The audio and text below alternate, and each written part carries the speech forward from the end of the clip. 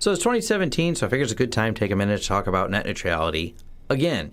Now, there's a lot of arguments for and against net neutrality, so I wanted to address a little bit of history and some of those arguments and debates. Some of them are very valid on both sides. This is not like the clearest cut and dry issue where there's only one side to the story and one person's right, one person's wrong, and there's no gray area in between. There is, and that's what makes this such a complicated issue and why it becomes such a heated debate in the big picture of things, because some people are right on both sides to a degree. So let's dig into this a little bit. So the best place to start with net neutrality is understanding its basic premise. Providers who are transporting data should treat every packet the same, regardless of source, destination, or the service.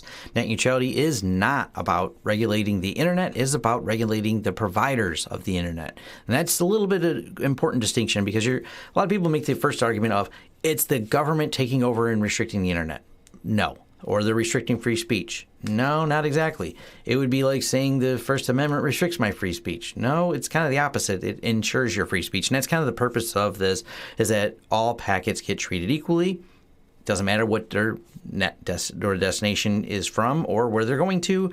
And you pay these internet providers to provide you an internet connection, not a we pick and choose internet connection. That's all the premise of it. Now, so where the word net neutrality came from, and I'm going to link to this, everything is going to have a link to it, so all these articles, books, and everything is going to be in the description here, so you can have a copy of all of it. I'll actually link to this Google Docs as well. I'll make sure everything you can find. So law professor Tim Wu first uses the phrase net neutrality in a law review article in 2003. Obviously, if you've been on the internet a long time, you know the word a lot. More recently, though, it's become more popular vernacular, so it's not a new concept. It's been around for a minute.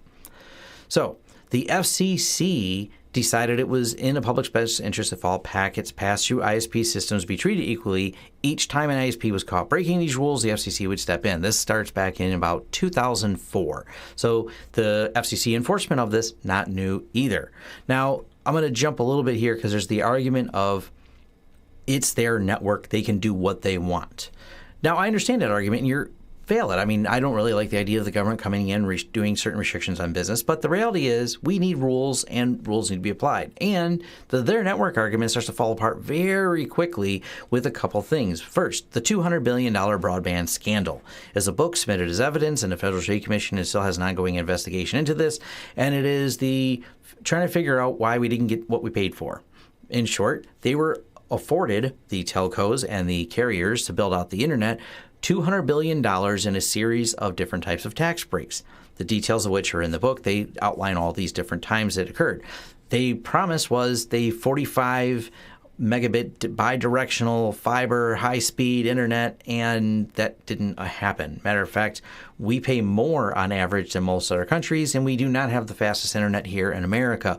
So they didn't make good on the promise. They did take the money. Don't worry about that. They certainly took the money in the form of rebates and tax bates to build out this network. So we kind of paid for this network. So the argument that it's their network, they can do whatever they want, kind of falls apart, because if I'm paid to build a road for people to drive on and then I just take the money and don't build that road, that becomes a lot clearer of a problem where someone goes, hey, we gave you money to build a road, you didn't build the road for people to go on, so what's the problem? It becomes much more convoluted when you give a series of massive tax breaks to a whole bunch of companies to build out a network with vague promises and not very well written laws, and turn into a big mess. So that argument kind of falls apart very quickly. And I do like equating this a lot to roads. We pay construction people to build roads. A lot of that's government funded projects, and those companies build the roads. People can drive whatever car they want. If General Motors built a road and then General Motors says we only built this road for GM cars to go down exclusively, you can see where we would have a commerce problem very quickly with it. So there's a lot of problems with that whole idea and premise. We need a free and open where any car can drive on any road. That concept's really easy to understand in the physical world. This same concept needs to apply to net neutrality.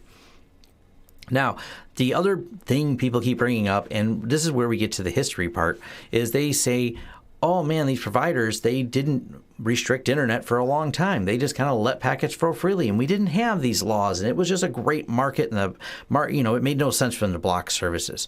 That is absolutely a lie. I can't even call that one a gray area. We're going to run through the history of this. And look, again, all these articles, I'm going to give you the headlines and a brief overview of them, but you can read these all for yourself. This is a little bit of a history of these companies absolutely not behaving. And this is actually started as a post by a Reddit user, Scratty Bones, and I added to some of the other in-betweens that happened. But this is just a summary of all the times when they were misbehaving.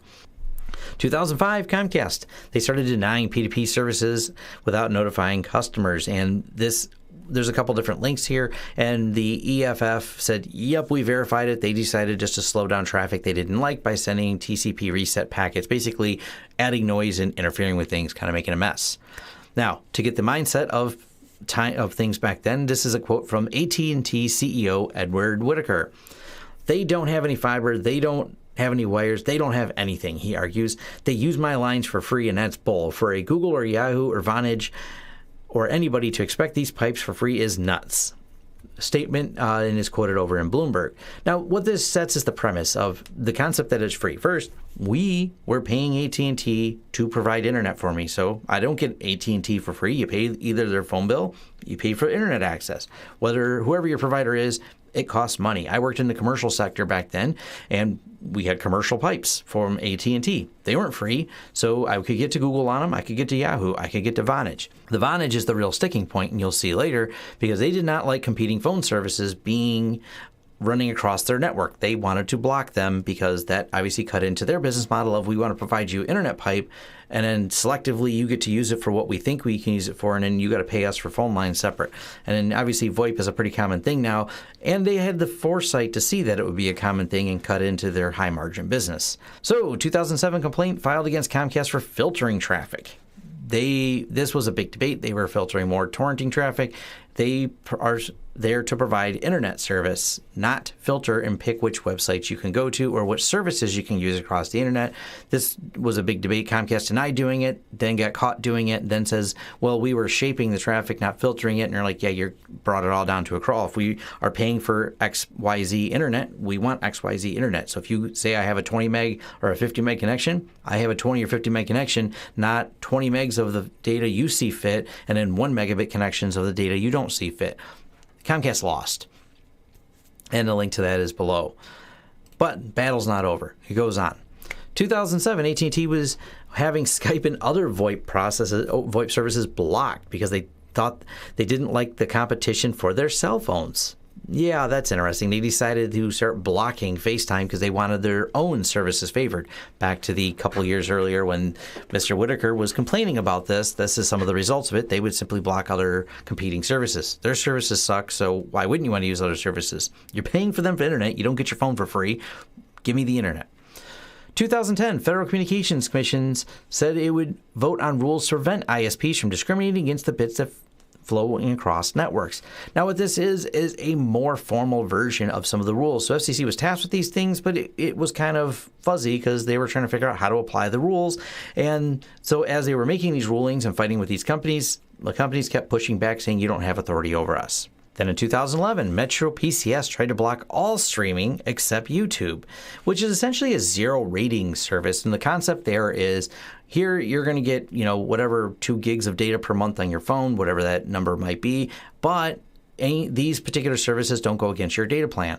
That sounds really good for consumers at first until you dig into it and realize it's very, very anti-competitive and is actually a net neutrality problem. Very much so, because with net neutrality, if you want to start a streaming service, you go buy bandwidth. YouTube does not get bandwidth for free. They pay for bandwidth. You buy bandwidth, you upload videos, you share those videos, but no one's going to watch your videos if they can't get zero rated on other services. So you immediately have locked into a single competitor, and that's just not good for the market. Especially, I know I'm posting this on YouTube now and other places, but YouTube does have some issues, and if another company comes up with a better service, we will switch to it because that creates competition in a free market, and we're paying for internet. We should have the right services. So if someone wants to compete with them, they can, but if companies create these narrow pipes going, oh no, only YouTube is zero rated, obviously you stifle competition. From 2011, 2013, AT&T and Sprint and Verizon were blocking access to Google Wallet because it competed with their systems. Think about that a second. Verizon had this really crappy wallet system to do payments on phone. I know we're still here in 2017. We still haven't figured this system out, but they actively stopped Google Wallet from working on their networks. That's just crazy. Their system was crap. I'm not saying Google Wallet was awesome, but literally going, no, we can't have competition, but you're paying Verizon for service. You should be able to put whatever you want on there.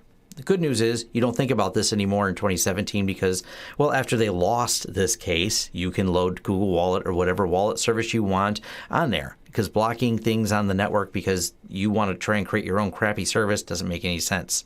So, 2011, Verizon Communication refiles a lawsuit Friday to block net neutrality regulations passed by the FCC in 2010. They take the position the FTC does not have authority to enforce these rules. So, this is an interesting position because the FCC has been enforcing rules and telling you things like quit blocking stuff, like Google Wallet and people's access to the internet. And they just, instead of, okay, we lost, we realized we did it, and now we're just going to fight with your ability to do it because we don't think you have the authority over us. So back then we jumped to 2012. Verizon was demanding Google block tethering apps on Android because it let its owners avoid their $20 tethering fee. Yes, Verizon, even though they charge you for the bandwidth, had an additional $20 they wanted to charge you just because you tethered it, which didn't really make a lot of sense to me other than because they can. They did this. This was despite guaranteeing they wouldn't do it as part of a winning bid on Airwave's auction. And they were fined $1.25 million over this. Now, if you're in America, the Federal Communications also sells bandwidth, as in they sell spectrum. And what that means is they sell a wireless spectrum so your cell phones can operate on a certain bandwidth. Verizon had the winning bid. They bought a section of spectrum. And by doing this, it came with a couple of restrictions going, hey, do not add this restriction. Of course, then they added it and got in trouble because they literally violated the rule that they said when they bought it they wouldn't do. Let's jump to 2012. AT&T tried to block access to FaceTime unless customers paid more money.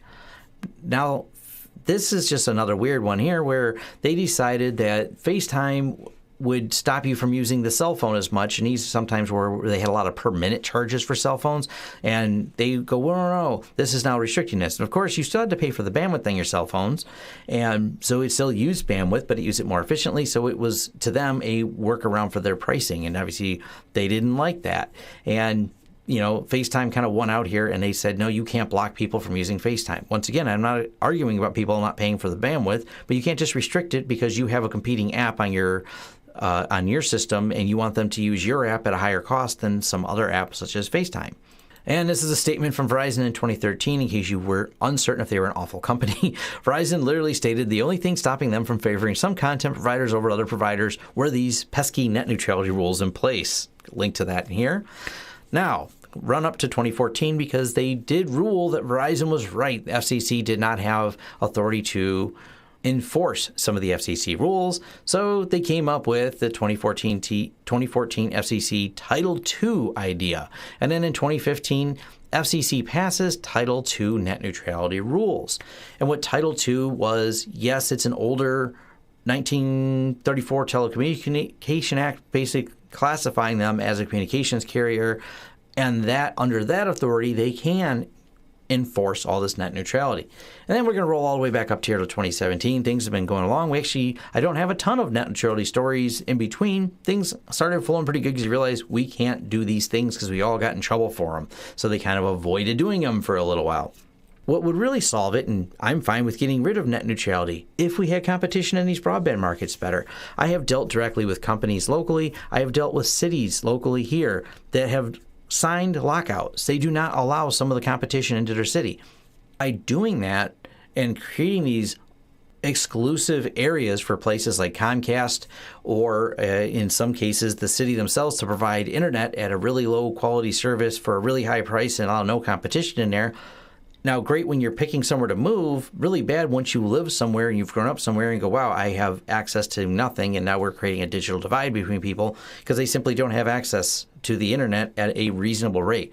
And this is something that comes into play as well. Now, I don't have a problem paying for the bandwidth. I don't have a problem paying for the bandwidth used.